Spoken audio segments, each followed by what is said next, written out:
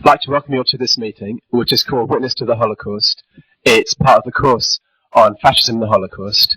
My name's Jake Hoban. I'm a member of the SWP in Manchester, and I recently took part in the Anti-Nazi League visit to Auschwitz, and I'm going to be chairing this meeting.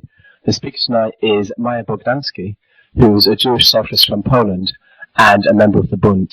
He's going to be speaking about his memories of the Warsaw Ghetto Uprising. Before he speaks, I've just got an announcement, which is, can Helen Clay, or anyone who knows her, make themselves known to a building steward immediately, please? After Maya has spoken, we'll have plenty of time for discussion. Now, the way that is going to work is we have a speaker slip system. So if you want to say anything, just indicate to one of the stewards who'll be walking up and down with slips of paper, get a slip off them, fill it in and hand it back, so we can call people to allow the widest possible discussion. But first I'll introduce Majer Bogdanski.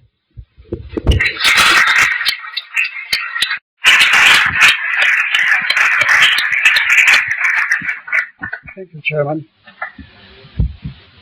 At this moment, we are here commemorating the martyrdom and bravery of our whole people, whom the German Nazis have decided to annihilate completely.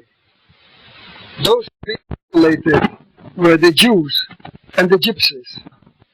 This annihilation bears no comparison with any pogroms, even the bloodiest in history, because pogroms are carried out by separate mobs, never coordinated in their actions, and they usually stop when the mobster's wrath has worked itself out and they think that they have done enough looting for from their victims. The German oppression of the Jews began simultaneously with their march into Poland on the 1st of September 1939. At once, the Jews were declared outside the law. Any German could do to a Jew whatever he liked. The Jew had no right to complain. They caught Jews in the streets and forced them to make all sorts of contortions of their bodies. This they called gymnastics. Jews with beards, and there were many of them, were a particular object of derision. They would cut off their beards, often with flesh. They would also tear out the beards with their fists to the thunderous laughter of onlookers. They would catch Jews in the streets and force them to do absolutely useless work. They took pictures with their cameras of all these acts of their enjoyment to keep them as souvenirs. They would go to the prayer houses, take out the scrolls, put them on the floor, and force the Jews to spit on them. The scroll, or as the Jews call it, the Sefer Torah, is the A to Z of the Jewish faith. The holiest thing, to such an extent holy, that should a scroll be accidentally dropped to the floor, the whole congregation would have to fast the whole day. Or worse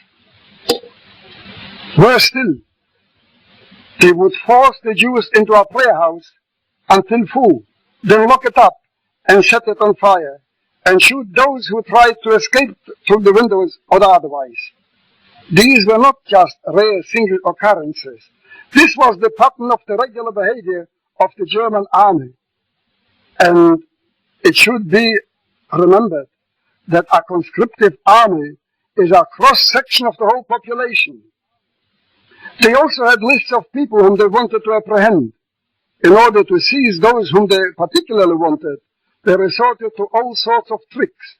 For instance, in my hometown Lodz, they managed to arrest two prominent leaders of the Bund. This was the Jewish Socialist Party. One was Morgenthaler, the secretary of the Jewish Textiles Workers Trade Union with more than 3,000 members. And the other one was Chaim Poznański, a first-generation veteran of the Bund. Thousands of people knew them. The Germans forced them to promenade in the streets while plainclothes SS men walked behind them. And anyone who greeted them, they arrested. Soon the Jews were locked up in ghettos. Locked up is the correct description. The ghettos were hermetically sealed off from the world outside. Heavily armed guards kept watch that no one escaped from it. The daily ration of food allowed to a ghetto person was 1/6 of that allowed for a German. Thus the Jews were to become extinct by starvation. But this method took too long, so they had to find a better one, a speedier one. It did not take long for them to find one. The annihilation of the Jews was to be carried out in accordance with a scientific, yes, scientific, in the literal sense of the word, plan, on the advice and with the cooperation of scientists and technicians of all sorts. They decided that a system of gas chambers would be the speediest and the cheapest way of disposing of the victims. The system was worked out in every detail. How big the number of people that could be pressed into a gas chamber, how big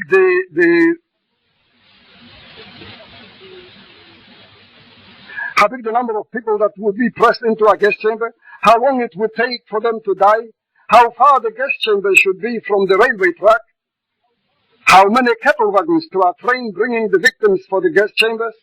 The railway timetables for these operations had to be worked out with the utmost punctuality, so that the trainloads of the victims should arrive exactly at the time when the gas chambers were ready for a new filling. All those of this vast number of highly educated and highly trained people involved in working out this devilish plan considered it to be a holy mission entrusted to them, one to be carried out with the utmost sincerity. To everyone, it was a point of the highest honor to execute conscientiously and with the greatest precision the part allotted to him. In the ghetto, life was like in hell.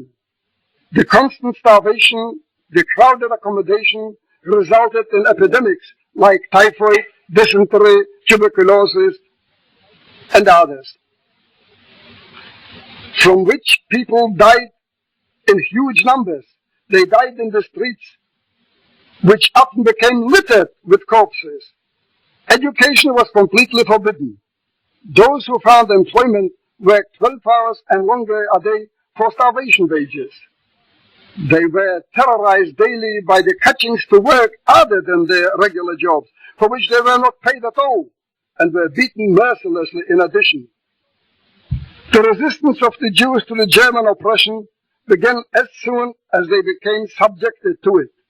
It manifested itself in many forms. Risking their lives, they smuggled themselves out of the ghetto to buy foodstuffs from the Polish speculators to augment the allocated to them starvation rations. Children dug holes beneath the ghetto walls, through which they crept out to the other side to acquire some food.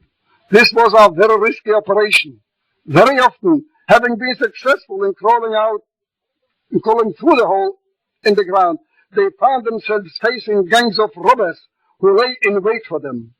They would rob their victims of all their money and then hand them over to the Germans, who paid a price, usually a bottle of vodka, for every Jew delivered to them. Soup kitchens and medical help for the needy were established. Hand in hand with the great hunger for food went the hunger for spiritual satisfaction. Theater, music, lectures of all sorts were catered for. Underground school for children, elementary, secondary, and even university type existed. In the ghetto of Lodz, there was even an underground art gallery where artists exhibited their works of art.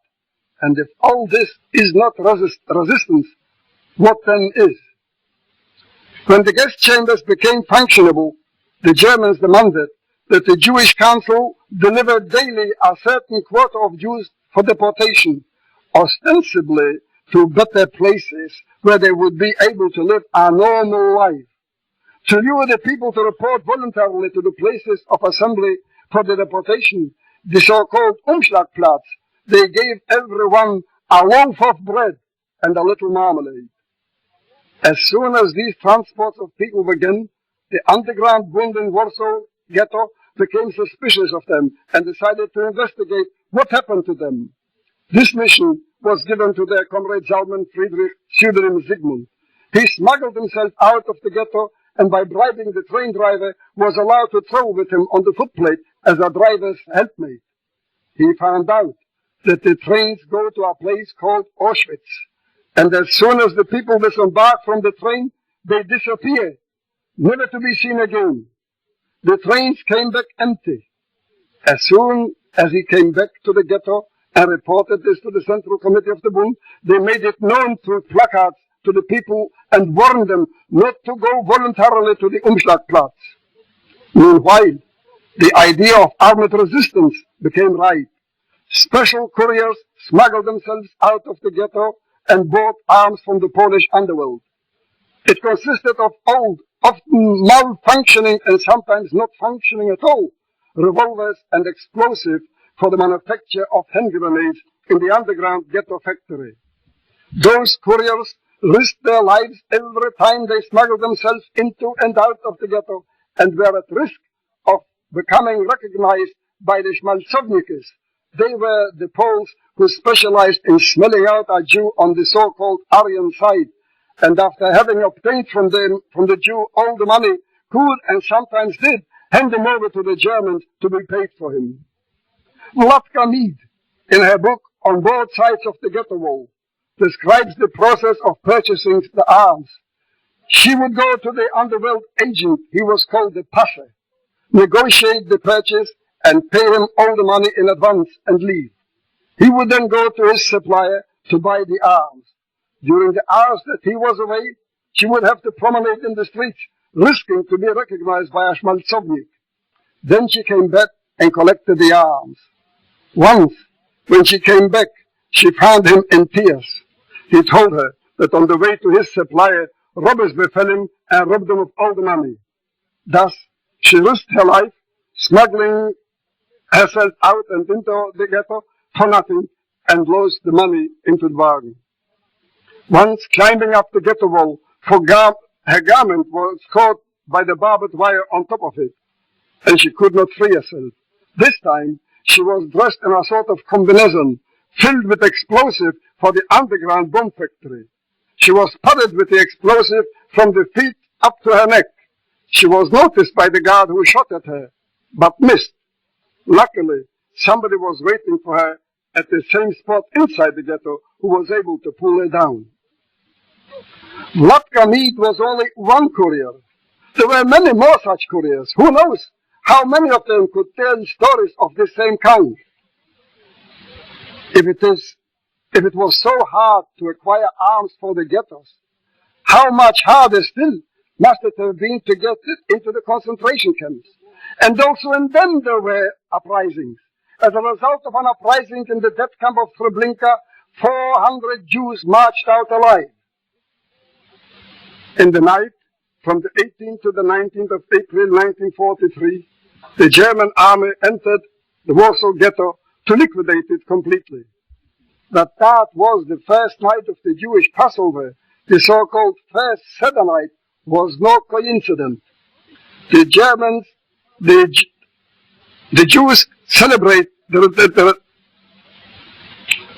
Germans purposely chose this night for two reasons. Firstly, because in this night, the Jews celebrate the redemption of their forefathers from slavery in Egypt. It is customary for the whole family to be assembled around the table till late in the night, enjoying a festive meal and retelling the story of that redemption.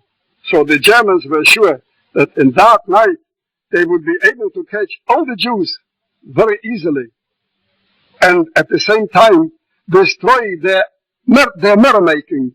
This would give them an added satisfaction.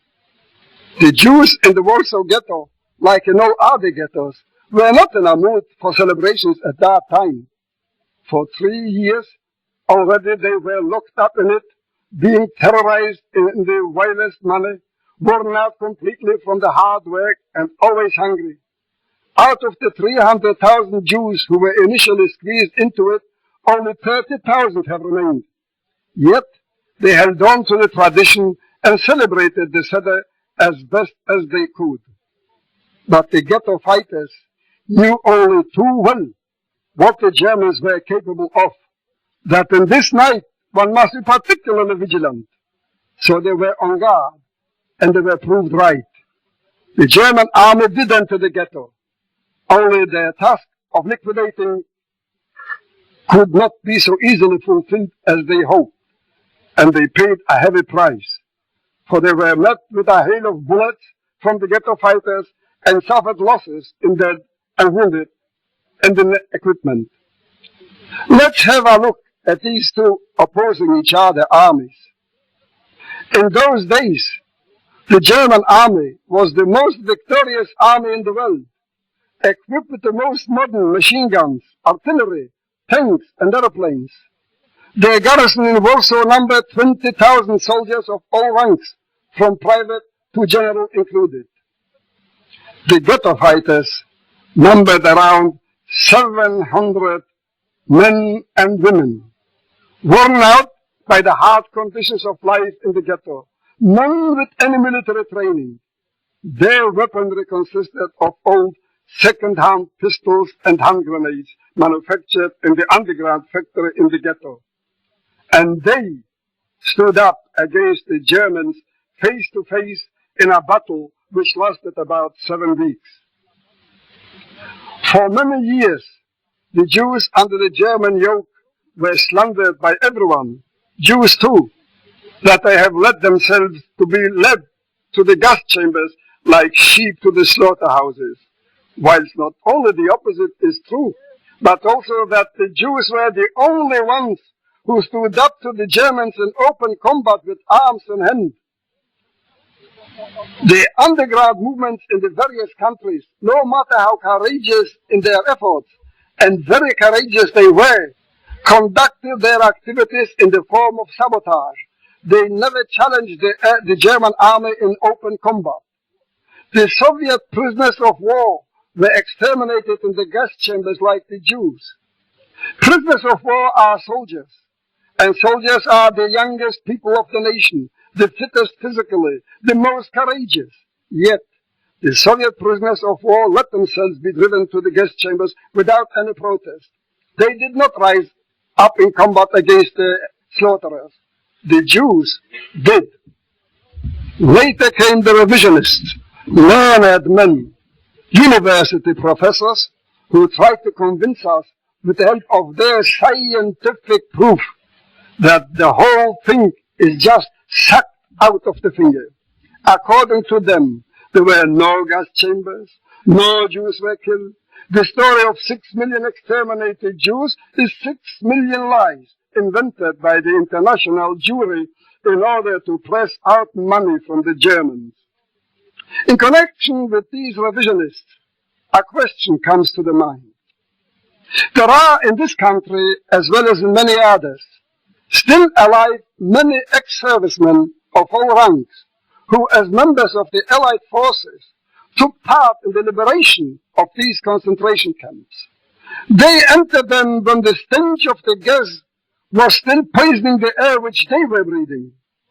They saw the smoke belching from the chimneys of the crematoria ovens reaching the sky. They saw the huge heaps of corpses waiting to be shoved into these furnaces. Why does none of them come forward and give the lie to all these Erdings, Forzons, and all the other new fascists?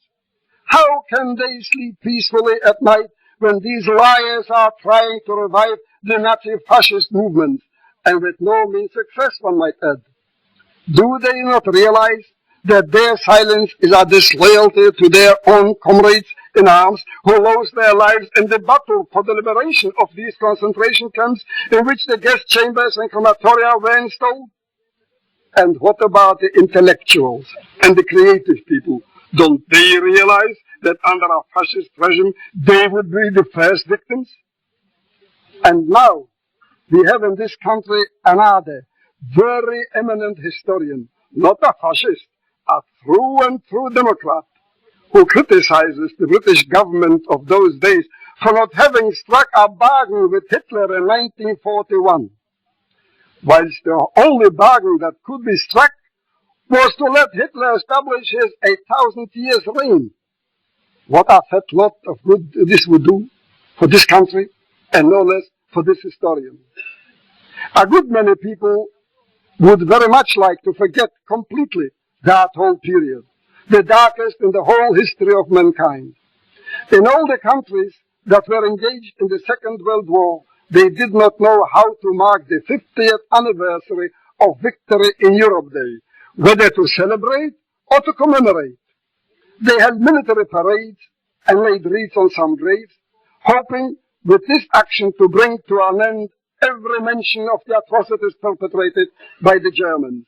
At best, mention of it will be made at school curricula as an episode of this Second World War, and will be received by the pupils in the same way as the stories of the Trojan Wars or the conquest of Alexander the Great.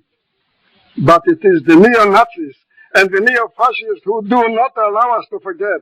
They promise us to renew all these vile atrocities for which there is no even a name in the vocabulary, as soon as they will come to power.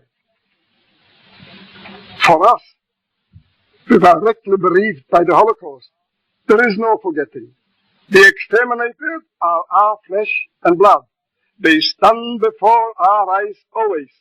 They have no graves to which we could come and lie a wreath or shed a tear. Therefore, on the anniversary of the outbreak of the uprising in the Warsaw Ghetto, which has become the symbolic day of remembrance of the whole Shoah, we gather where we can to commemorate them. Here, we express our sorrow, which every one of us carries in the heart individually, and our collective sorrow as a nation. We pay homage to the fighters of the ghettos in Warsaw, in Białystok, and in all other ghettos. We pay homage to the fighters in the uprisings in the concentration camps of Treblinka, Auschwitz, and in all other concentration camps. We pay homage to the memory of our wives, our husbands, our children, our mothers, our fathers, our sisters, our brothers, our aunts, uncles, cousins, our friends and our neighbors. We pay homage to all those who go into the endless list of 6 million women, men, old people and children, a whole million children, whom the Nazis have exterminated in the most brutal way only because they were Jews. We pay homage to the memory of the illustrious Shmuel Arthur Zigelboim, the representative of the ghetto Jews here in London, who spared no effort in drawing the attention of the world to their plight and trying to obtain help for them. The world remained blind to what was going on there and deaf to his pleadings. When the Warsaw Ghetto uprising broke out, he committed suicide in the hope that with this act he would move the conscience of the world. We pay homage to the hundreds of thousands of gypsies whom the Nazis exterminated in exactly the same way as the Jews, and like them only because they were gypsies. Now, more than half a century since all this happened, we are witnessing a revival of Nazism under all sorts of names in this country and in many others. To alarm the world to this menace and to explain to it what kind of a menace it is, so as not to allow it to happen again, is the purpose of this gathering.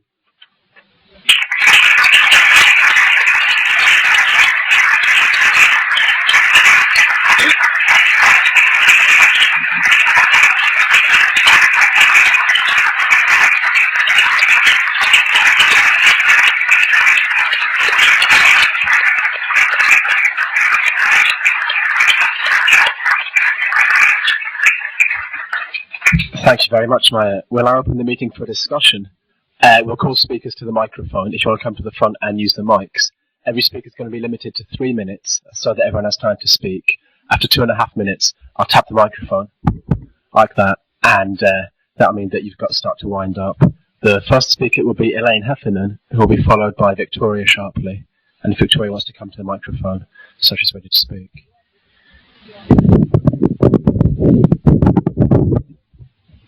Yeah, I went on the A&L trip to Auschwitz, and I want to say a few things about that, really, because although, I'd read about the Holocaust, I'd seen stuff on television and so on, and I'd been active in terms of fighting the Nazis in the East End before I went, there was nothing that could prepare me for what I saw there. And actually, I really do believe that every single person should go to Auschwitz, should be brought on school trips and education and see what happened, because as far as there are so many things about it, but for me the overwhelming thing that really came over was how the Holocaust was an event that was so different from any other event in history in terms of not just the mass murder, but the systematic, the industrialized, the way in which the mass murder was conducted, like capitalism gone mad. Actually, for me, the whole thing was capitalism taken to its greatest extreme in every single respect. I'll tell you just a few things. You walked around the museum, and one of the things that confronted you that was so awful was room after room, huge long rows. I can't, the size of this room, back going sloping up with people's glasses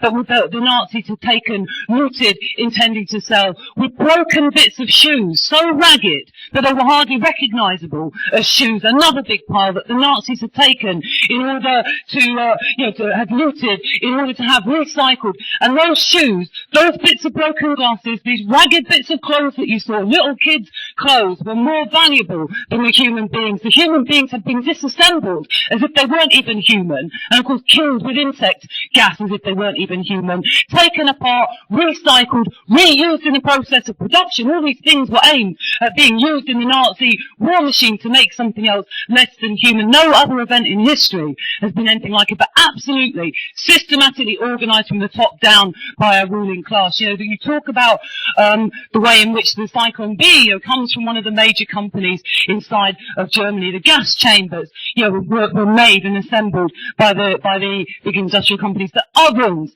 were reassembled, were created by one of the companies in Germany that had made Baker's ovens. Absolutely had to be organised by a class whose concern was never to begin with, and the whole point of the Holocaust was the scapegoating of the Jews in order to smash the class. Had to be organised by a ruling class whose only interest was never human beings all the way through the process, but treating people as if they were less than nothing. And of course the slave labour camps, I didn't know till I went there, Mercedes-Benz had a slave labour camp inside of Auschwitz, and today they still sell their bloody luxury cars. They sell their cars to the rich. That's absolutely the profits of the Holocaust all the time going to the rich inside of society. But one other thing, the thing that made me the most angry and the most upset at Auschwitz was when we stood on the rail lines, which people have probably seen in the film Schindler's List, through the gate and on the rail lines, where right at the end, the most systematic mass murder of the Hungarian Jews, people were taken onto those platforms. And we stood there, and Leon Greenman told us how every night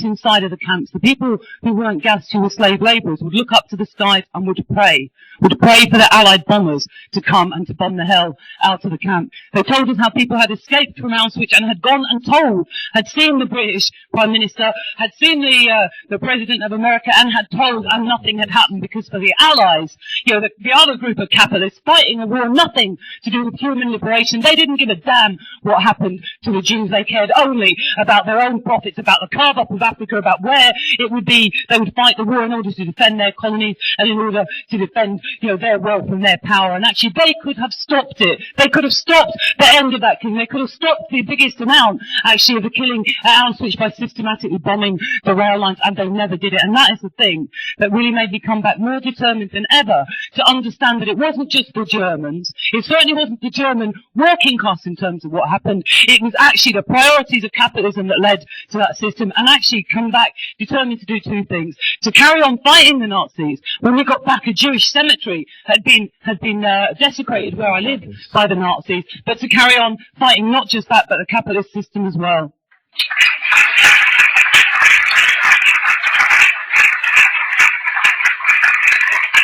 Victoria Sharpley will be followed by Claire Dissington.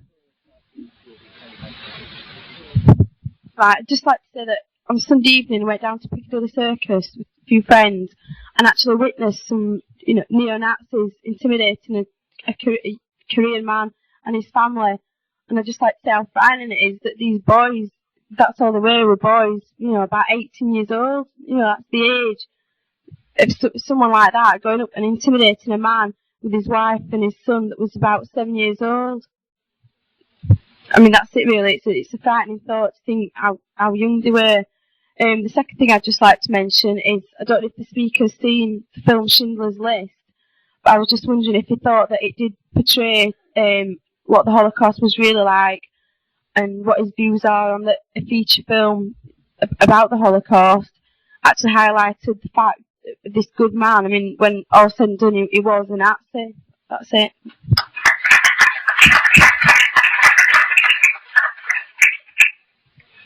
Claire Dissington will be followed by David Rosenberg, but before Claire speaks, I got a couple of questions.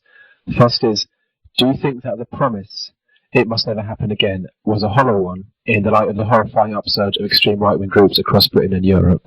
The second question is, it is important to realise that though official statistics on the Holocaust state that 6 million Jews were exterminated by the Nazis, the figure is more like 10 million if gypsies, gays and the disabled are accounted for. Claire. Okay. I too was part of the delegation that went to Auschwitz. 80 people from across the country went with Leon Greenman, who lost his wife and his 3-year-old son. When they arrived at Auschwitz, we stood at the place where the railway line stopped, where they got off the trains together. He went one way and his wife and son went the other way, and he never saw them again. We then followed Leon as he took us round and showed us, in fact, that where, in the coming days, the coming months, he discovered what had happened to them, where he'd seen, as Majer has explained, the chimneys that were belching the smoke, which was millions of lives. And really, I too, would like to stress what Elaine said about how horrifying it was to see. I mean, there's things like rooms full of toothbrushes that meant more to the Nazis than a human life. But I think it is vital that we do stress the role of the capitalists in it, and how it was actually the result of a crisis of the capitalist system. Because what in fact you had happening there was not only that they were profiting directly from the Holocaust, profiting from the slave labour. People who've seen Schindler's List will have seen how you didn't pay the Jews that worked as slaves in your factory, you paid the SS.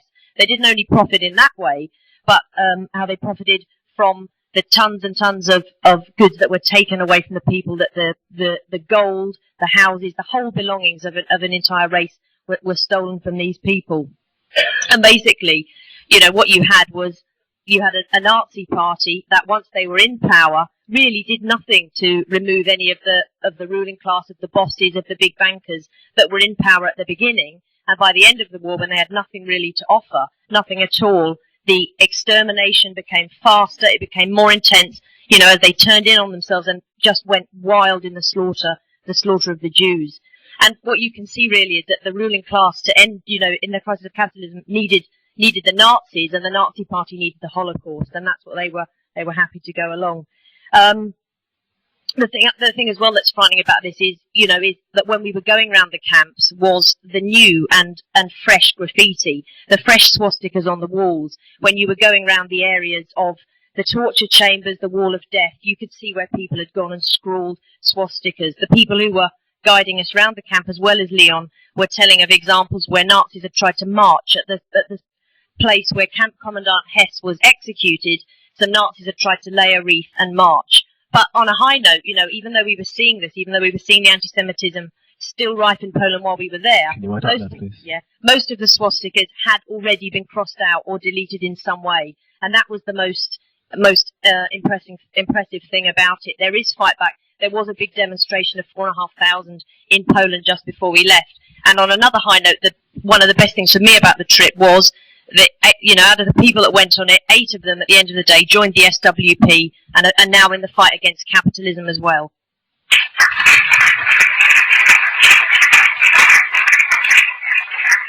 David Rosenberg from the Jewish Socialist Group will be followed by John Hughes. I was also on the trip to Auschwitz. It seems sorry. Is that? Yeah, speak into it. You seem to me that 2 very important things from Majer's talk were the stress on resistance and the stress that this was an issue of history, but it's also a very current issue, because it raises questions of who will give support to the victims of racism and fascism today. And while I agree perfectly that we must understand the relationship between fascism and capitalism, we also have to analyse the other end of the equation and what happened to socialism at that time. Because the Nazi genocide, as well as being very effective for... Sorry, has anyone heard what I've said so far? Yeah, okay. While what happened under Nazism, was obviously, the high point of the relationship between fascism and capitalism, it was also a defeat for the left, a defeat for socialism. And what I want to, a couple of questions I wanted to ask Majer to respond to was about to what extent the Jews in the ghetto had support, in various ghettos, had support from the non-Jewish Polish socialists. Was it different in different areas? To what extent had anti-Semitism in Polish society prevented solidarity? And the other question is more about sort of inside the ghetto, inside the Jewish ghetto, because obviously some people were more active in the resistance than others, although, as you stress, resistance operates on many different levels. But what was it? What are the factors that made some people more likely to resist and others more likely to become resigned to their fate? Final thing I just wanted to mention, which hopefully will be of interest to people, Majer mentioned about Shmuel Ziegelbaum, who was a member of the Jewish Socialist Bond who committed suicide here in 1943.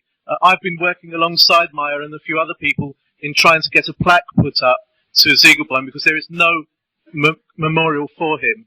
And he spent his last year in England in 1942 to 43 trying to alert the world to what had happened. But we have successfully managed to get Westminster Council, because he lived in Westminster, to agree to the plaque. That's going to be going up next May. We hope to do a number of events around that, but we need material support in order to, for that to happen. So if there's anyone who's interested in giving support to that project, please come and find me after the meeting. Thanks.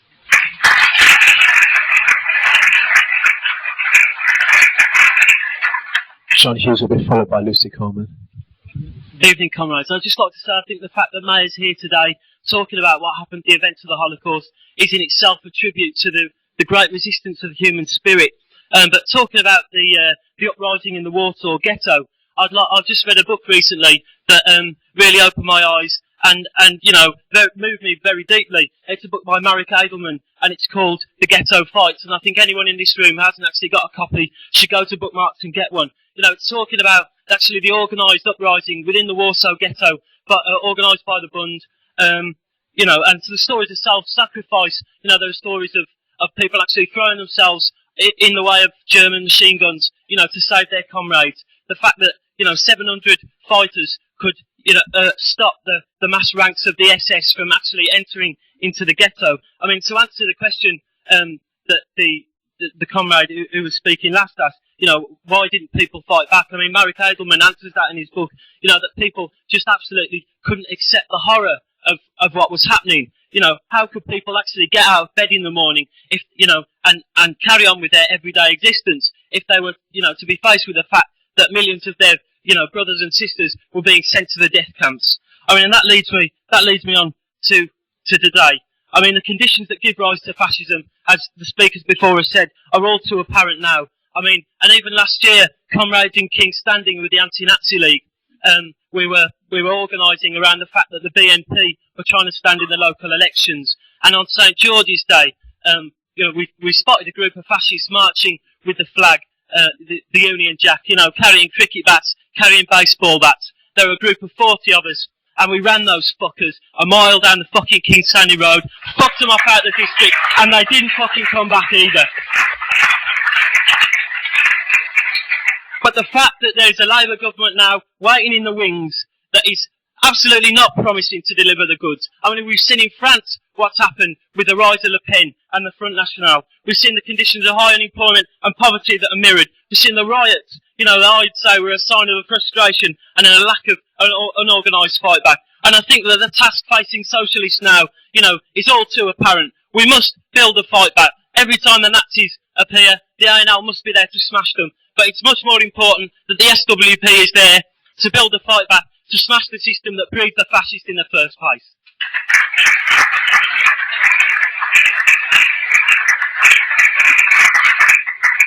Lucy Coleman will be followed by Brian Richardson. I just wanted to talk a bit about the resistance in the camps, because I'd heard before about, sort of the resistance that had gone on in the ghettos and so on, but until the sort of trip to Auschwitz, I didn't actually realise the scale at which this had actually gone on inside the camps as well. And I think one of the other things that was really sort of brought home was actually when we were hearing about the resistance in the camps, it had actually initially been organised by Polish political prisoners. That's what Auschwitz was originally set up for, was to actually somewhere to take Polish political prisoners. You know, and it really brings home when you hear that, you know, the famous saying about, you know, first they came to the communists, you know, then they came to the trade unionists and so on. That very much was, you know, was the way in which it happened. But actually, you know, within the camps, we heard some absolutely fantastic stories, you know, from where, there were 3,000 gypsies that were taken there at the same time. And basically the Germans wanted to take the children and put them into the gas chambers. And literally for months, the gypsies between them organised hiding the children. You know, eventually, I think after about 6 months, the children were actually got by the army officers and taken to the gas chambers. But, you know, people had actually banded together for months and held on to them. You know, there was also a story of one Polish political member of the Polish resistance who'd actually got himself arrested and taken to the camps, literally in order to help people organise a resistance within there. You know, there was one incident where the special work groups, who were the Jewish prisoners who literally had to take the bodies out of the gas chambers and so on, had seen the horrors that were going on and were determined to do something about it, and also realised that, you know, there was only so long that they were going to be alive for, because they'd seen the horrors that were going on. What they actually did was 4 women who were working out in the ammunition factories where they used to send the prisoners to work as slave labour, actually managed to smuggle explosives back into the camp, incidentally with the help of people who worked in the factories. You know, it wasn't just people in the camps who were resisting, it was people outside as well. And actually managed to blow up one of the gas chambers within Birkenau. Now, most of the people who were involved in this tried to escape and were actually shot, you know, but that level of resistance where people have actually got the bloody guts to get up and, you know, even in a Nazi concentration camp and can organise themselves to blow up one of the gas chambers, you know, I think shows us that people didn't just, you know, on any level, take it lying down. You know, the other thing about the resistance in the camp was they were right from, you know, very, very early on, they were actually getting out information about exactly what was happening in the camps, exactly where the camps were, you know, and the Polish resistance were helping getting this information back to the Allied governments, you know. So the idea that, you know, somehow the Allied governments didn't know what was going on and so on is an absolute load of rubbish, you know, and still they chose to do nothing about it, you know. But what the trip really brought home to me was, you know, you see the sort of fascists trying to organise today or whatever, and to be honest, you know, fascism is not just a nasty idea. You know, fascism is Birkenau, fascism is Auschwitz. That's where it's actually leading to, and that's why it's so important that people are involved in the fight against it today.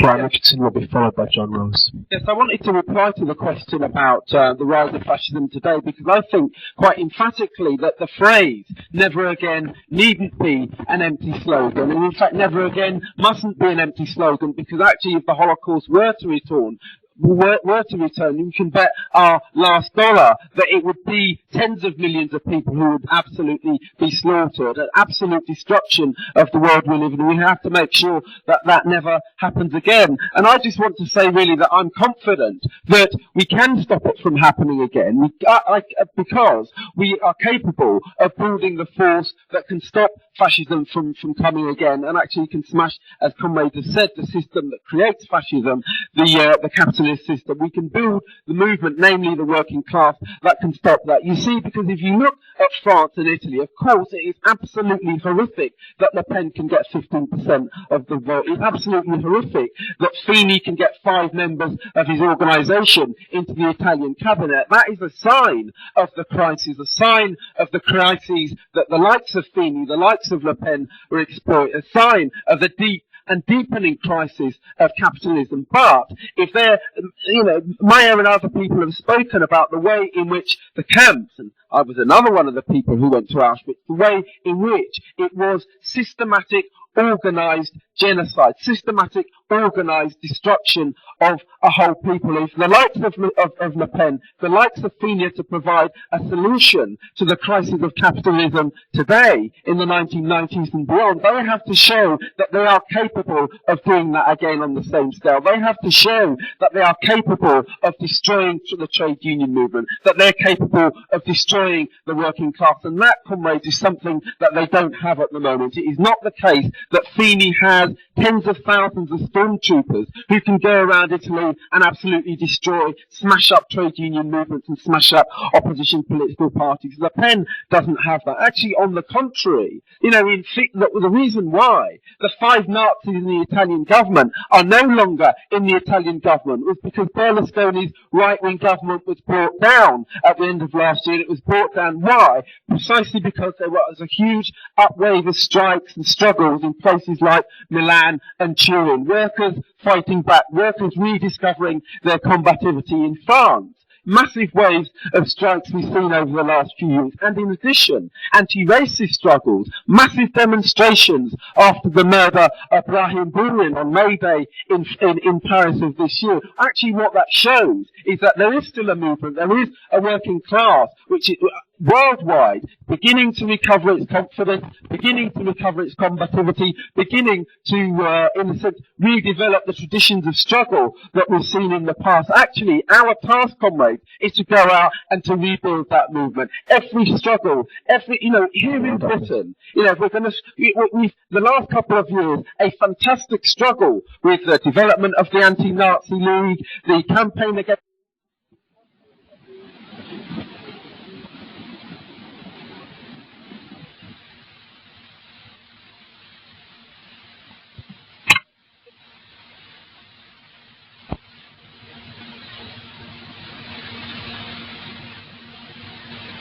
And Rose will be followed by Sonia from Esther. When we use the slogan "Never Again," we ask, why could the Holocaust happen? Could it happen again?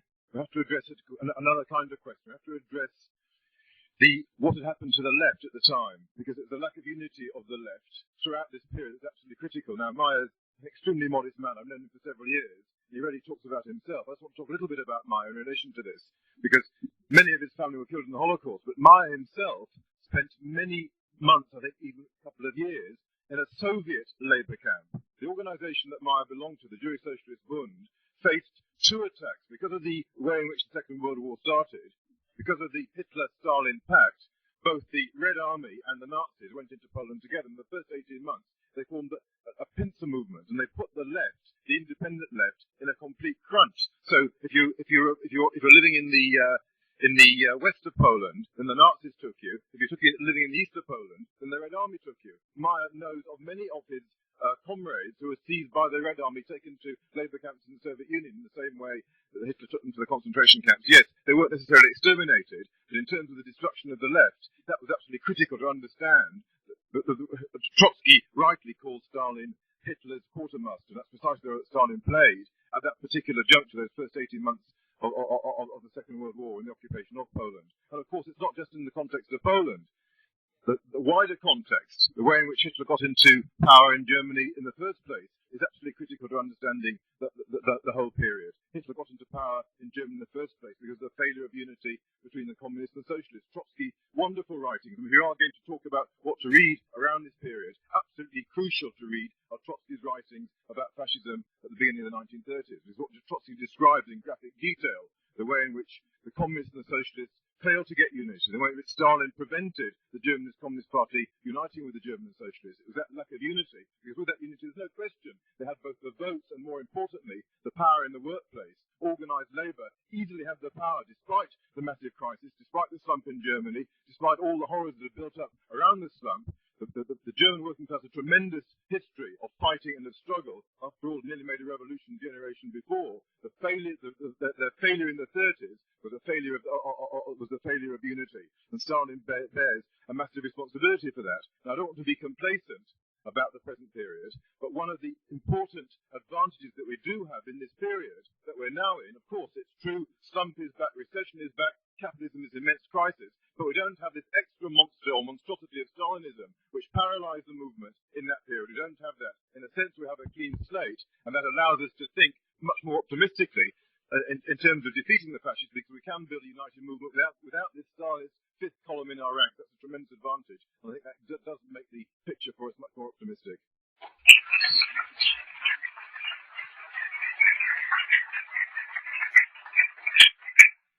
Sonia will be followed by John Sidler.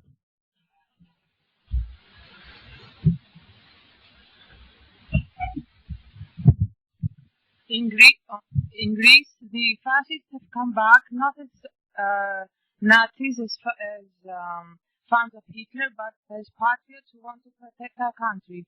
But they're betrayed when they deny that Auschwitz has happened.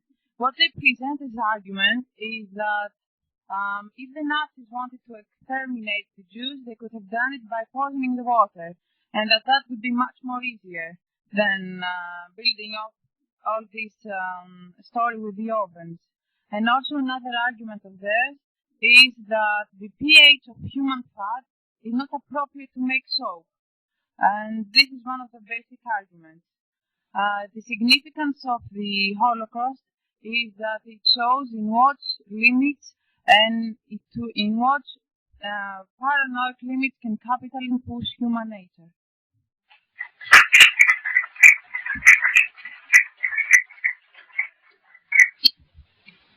John will be followed by Rahul Patel. Yeah, I just started as a teacher this year, and I mean I was brought up on history that the British beat the Nazis, those nasty Nazis and Hitler and what have you, and I thought, well, things have moved on a bit from that. Perhaps they're a bit more developed in the way they teach kids, and I was horrified to find that in the 5 years that all the kids are essentially at school, in year 9 it's mentioned you get 40 minutes in a year to mention it. In years 10 and 11, it's actually discretionary, because the new national curriculum, when it talks about the build-up and the causes of the Second World War, in fact stops at 1941, when the decision for the final solution was made, which means it's actually discretionary to teach in British schools the experiences of Majer and millions of others, and thousands of others. And I think it's an absolute scandal. I have been teaching it, of course, it's the duty of every socialist to do that, and I've been kicking up a bit of a stink about it. And I think that there is time for an organised campaign, and I think that everybody can be involved in it, because it's absolutely vital that we do. Now, I taught it at our school, and thank goodness the film Schindler's List has come out, and it's recent in people's memories. And in fact, I don't know if you know or not, but Spielberg has made the film available for free to every British school. And I think that you should get, if you've got kids or anybody, or even if you have anything to do with school, you ought to get people, grab them and say, demand that your teacher gets the Schindler's List video and that you show it. I actually showed it in school, and we had about 30 parents coming after 3 hours after school with their kids to actually watch the film. And more importantly, at the end of it, they wanted to stay. This is at 6 o'clock in my own time. They were going, well, what are we going to do about it? What do we need to do? Unfortunately, there is an organisation in Britain, the Anti-Nazi League, whatever, that I can talk to them about and to get involved. But in classes, people go, well, why did it happen? But the other thing that I just wanted to finish off on is, I'm still a bit naive. I think that everyone in school thinks that if they see the BNP or the NF walking around, that they know that they're Nazis, and they don't. They actually see them and see Kyling and think they're just trying to copy Hitler, but not necessarily seeing as the BNP as those same people. And when you tell people that Derek Beacon wants to be the new Hitler, they go, let's go and get him, let's do something about him. What are you doing about it? And I thought, well, I am doing a little bit in my own modest way, but, I said, well, what are you doing about it? And they go, I suppose so. All right, join the Anti-Nazi League. And I think it's, it's absolutely essential that we do raise that in schools, because it is a live issue. We had a vote throughout the whole school, 1,000 kids. What film would you like to see at the end of next week? And about 300 kids have put Schindler's List down. They've never seen it. It's live to them. They do make basic connections between the BNP, the NF, the Nazis, and Hitler, and don't want the Holocaust to happen again. So there's plenty of work that we can do with kids, and we should certainly get going on it right away.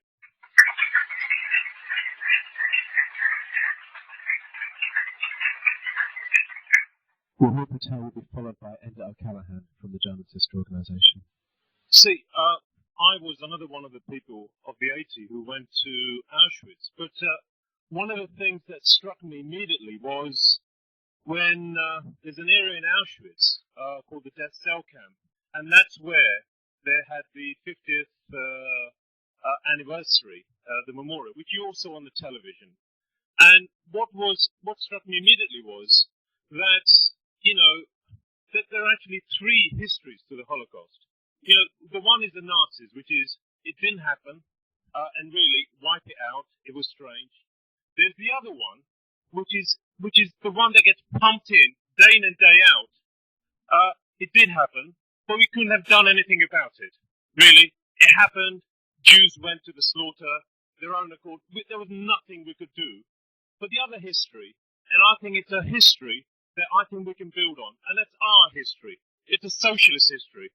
Because, you know, we've heard Majer, we've heard some of the other survivors, but it's important that we actually go to Auschwitz. But not only that, I think some of the things that John Siblin talked about how we need to fight to ensure that we actually keep the memory of what happened in the Holocaust, what went wrong, but also to ensure it never happens again. And I think in that context, I think we have to go a bit further than just talking about the Holocaust. And I think if you look at France at the moment, you look at Italy, you look at Germany, you find the leaders of all those countries saying, well, actually, the Nazis are not a problem. They're irrelevant. Le Pen's irrelevant. You know, Jean Fini is irrelevant. They're all totally irrelevant at the moment. Really, they're not the problem. Then all of a sudden it is, oh, they're a problem. They're a problem. There's nothing we can do. They're so big now. They've taken over towns. They've done all this. And I think the memory that we have to look at is actually, you know, the Holocaust shouldn't have happened. We could have stopped the Holocaust. The defeat of the German working class, we could have stopped that. We needed unity at that time. We need unity at this particular moment. But also, we have to recognize who the enemy is. Because I don't think it's just enough. The Nazis are the enemy. But at the same time, who are the people who are continually giving ground to the Nazis? You know, Majer. Oh, well, the Nazis deserve a platform. They have a voice after all. You know, they're ordinary human beings. They have a voice. You go to France, Le Pen is on every television program, every television studio. Oh, well, okay, he made a comment that the Holocaust was a mere detail in history, but nevertheless, he's a constituency. You go to Italy, well, they're allowed to stand, you know, be in the cabinet. Oh, well, Mussolini's got nothing to do with it, although they praise him. Well, they're post-fascist now. It's something completely different. And I think within that context, I think we have to say that the people who actually give an inch of foot to the Nazis are actually paving the way for them. And the clearest way that we can ensure that it doesn't happen again is by making sure that the people who give those inches and the feet to the Nazis are actually stopped at this particular moment. And that means, actually, we have to defeat Majer, but also, people who also say there's nothing else we can do for this present system. You know, capitalism is here to survive. Well, capitalism actually gave us the Holocaust. They gave us the ovens. You know, they gave the railway tracks which, you know, sent millions of people to the death camps. But we have to ensure that the system that gave the Holocaust is a system that we need to destroy. And that means never, ever happening again.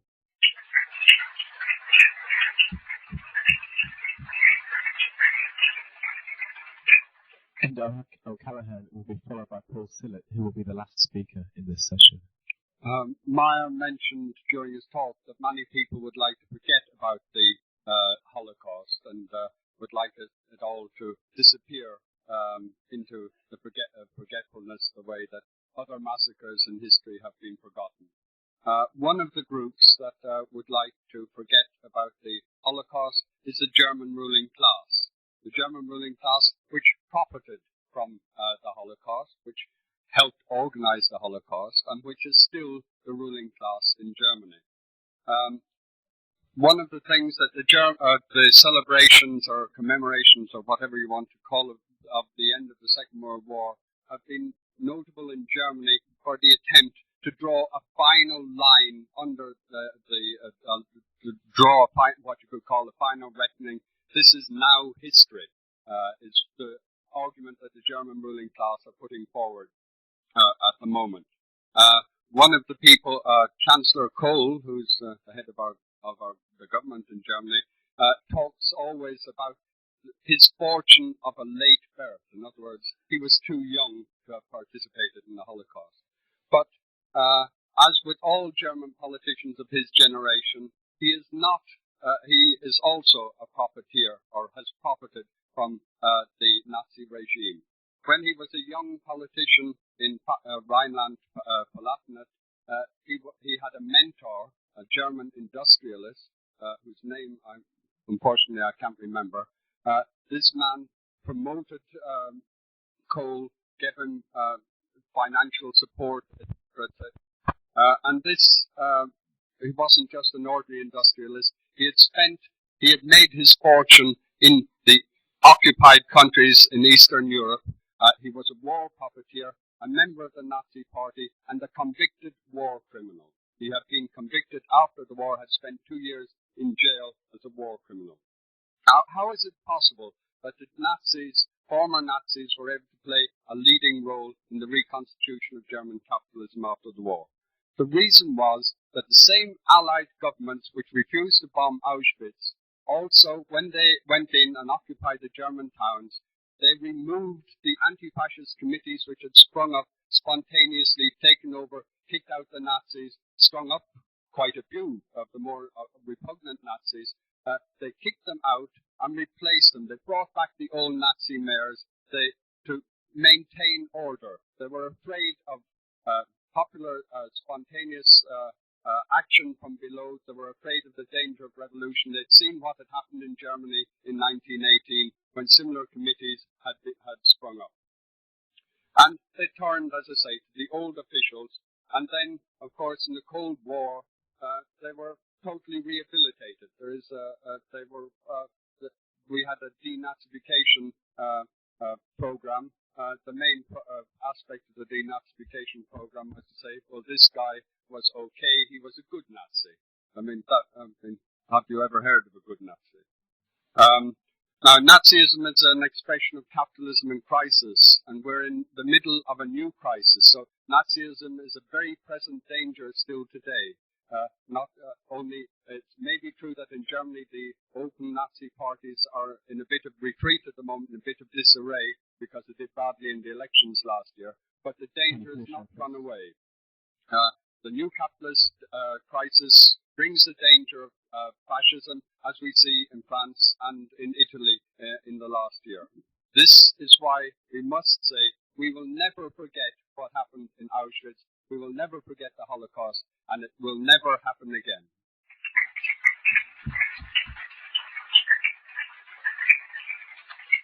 Paulson will be the last speaker before I ask Majer to sum up.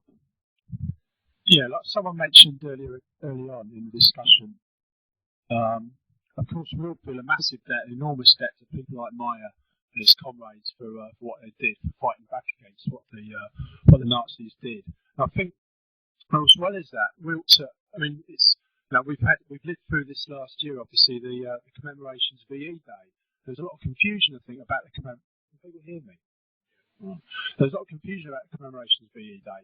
One of course, the myths which came over a lot of the press, and the area I live, there was a lot of popular sentiment and horrible nationalism actually whipped up by people like Teddy Taylor, the European MP, and other people about the Germans were all in it together. The German working class, the German middle classes, the German bosses were particularly culpable for Hitler.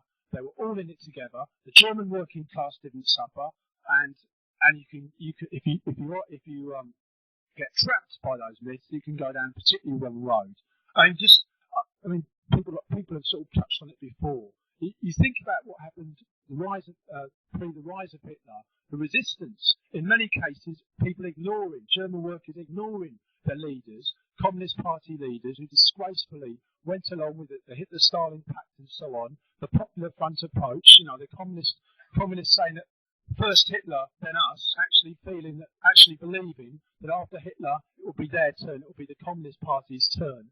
Even with that, unfortunately not large enough, a course, large numbers of German workers ignored their leaders under huge pressures, and in certain places, in certain parts of the country, actually fought back against the Nazis, ideologically and physically, in the sort of ways that the ANL does today. And you think about, well, did the German working class actually benefit from it? Well, I don't think they did. You think about any sort of touchstone but for working class conditions in terms of the wages are absolutely smashed. In terms of independent organisation, for God's sake, the trade unions are absolutely smashed.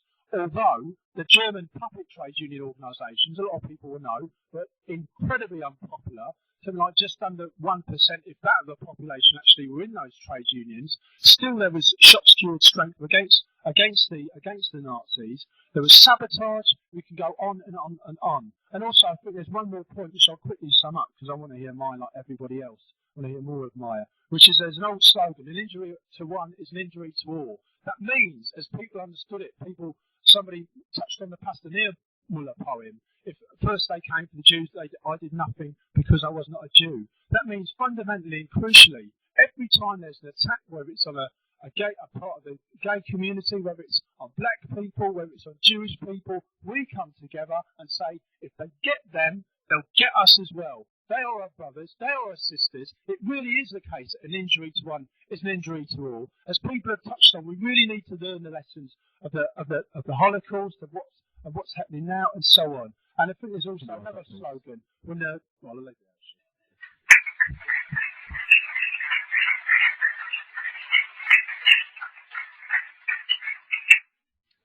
Okay, I want to apologise to everyone that put a slip in and didn't have time to speak. I'm sure the discussions will carry on afterwards. Just got a couple of announcements before Majer sums up.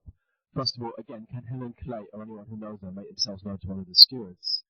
And also, back issues of International Socialism Journal are available for only £1 at the bookmark store, which is in the Institute. I'll ask Majer to sum up. Of course, I have nothing to disagree with the speakers, but a few questions have come to my mind during the speeches. First of all, what we have here to consider is that our nation decided that they have the right to dispose of anyone they don't like. They are the only people with the right to live, and they can decide the Jews must be liquidated, the Poles, and so on. With regard to this Holocaust, the Jews were the first one to be exterminated, and the Gypsies. Professor Reuben Einstein, he was a professor in the University in Switzerland. In a book, The Jewish Resistance, mentions the number of a circular which was sent out to the Gauleiters. The Gauleiters were all those commissars or rulers over the occupied countries. Poland, Gauleiter, all the other countries. In this circular, they said that as soon as the Jewish question is settled means all the Jews will be liquidated, will start on the Slavians. The Jews were the first on the chessboard, so to speak. All the others, if Hitler managed to establish his 1,000-year reign, there would have been only Germans in the world. Now, this is one thing. The other thing is the way how people can get demoralized, dehumanized. They dehumanized the Jews and the Gypsies, but they were the most dehumanized people. Now, what name can you put to it? There isn't an animal who kills for the pleasure of killing. Every animal kills for the sake of its own existence, either it is frightened or hungry. And this is the way it is created, and no one can quarrel with that. Here you have people who have pleasure in torturing in the wildest way. There is a child here, I can see, maybe there are more children, and it is very hard to talk about this so bluntly as it was. Now, a few weeks ago, I was in the National Cinema in London. A French film was shown about the Shoah. And two Englishmen, non-Jews, Gentile, who were prisoners of war in Germany. They were in Stalag, the British forces taken prisoners of war, and they were assigned to Auschwitz for a time. And they told a story. They invented a game. One Nazi tore a baby from Arab's arm and threw it into the air, and the other one shot it down. This was the kind of game. Now, to have pleasure of this kind, and who were the Nazis? Who were the Germans? They were a highly cultured people in the heart of Europe. So it can happen. People get dehumanized in this way. And this is why we must be on the guard. Hitler started with himself. And then he came to power. Another thing. Hitler was the only dictator in the whole history of mankind who never had to make a putsch. He came to power by legal ways. He was voted into power by the whole population. The question that they would ask me about the support from the Poles. Now, I didn't speak about all these things for one simple reason. If we are apportioning blame, every bit of blame that we apportion, and quite rightly, to the people who deserve it, takes it off the Nazis. Now, if there hadn't been a Nazi regime, if there hadn't been Hitler's march into Poland, these people would have no chance to do what they did. However, and another thing you must remember, to help a Jew in the smallest kind was punishable by death. If you came into a home where they found a Jew, all the people, the whole family, a person would have been shot right away. Therefore, it takes great courage to be able to save somebody, to save a Jew. There were people who did it.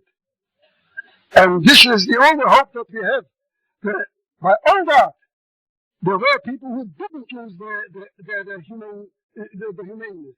They did offer their own lives in order to suffer.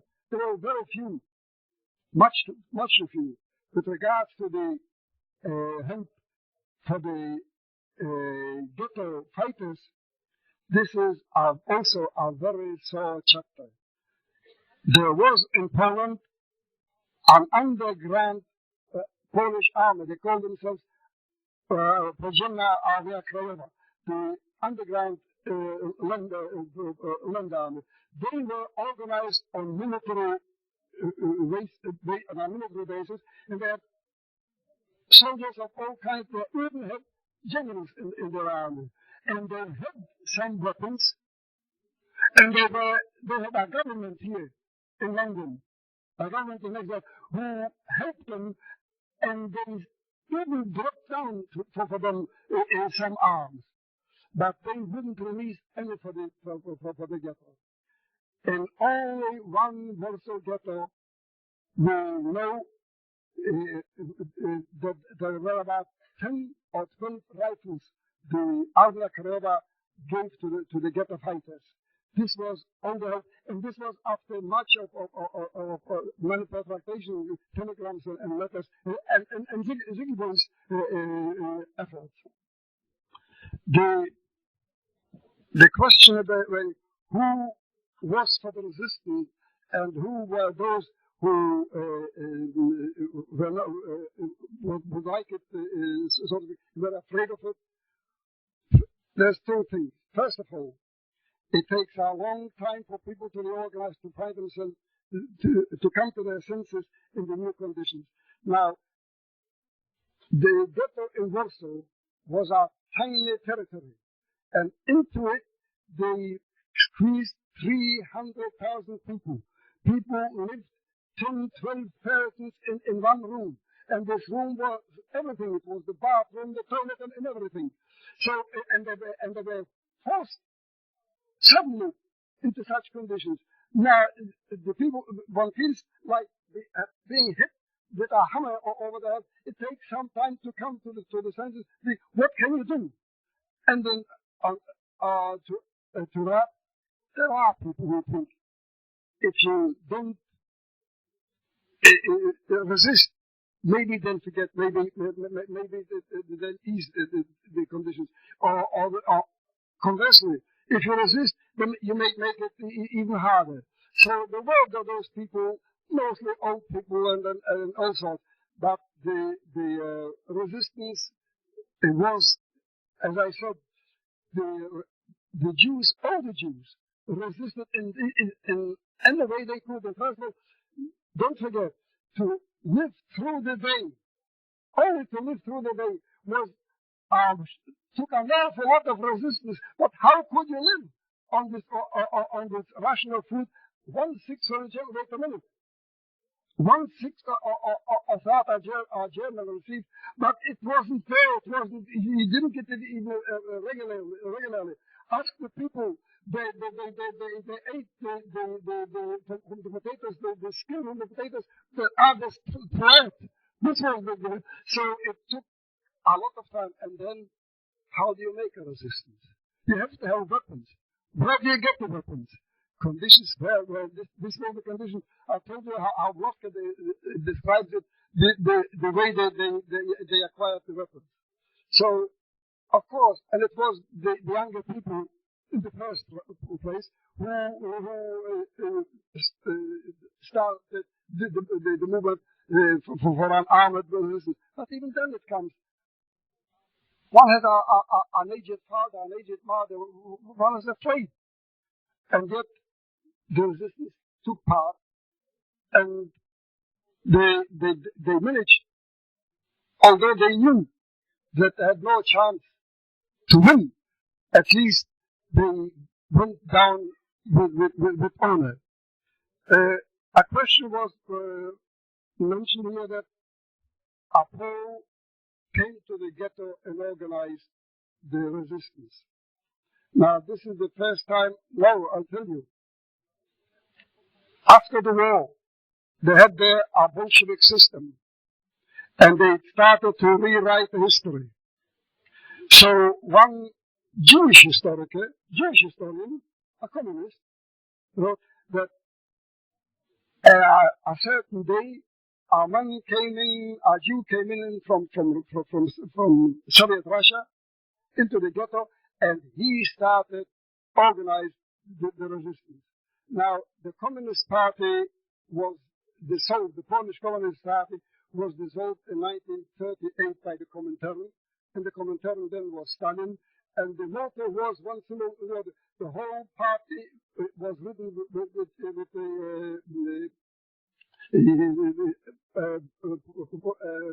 secret police agents of the Polish government.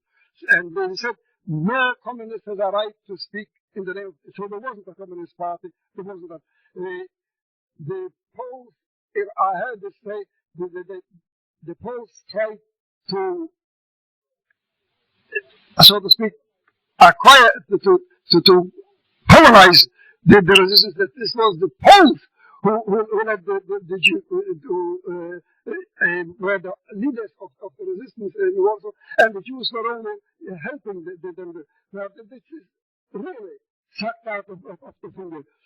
If you read, somebody mentioned here the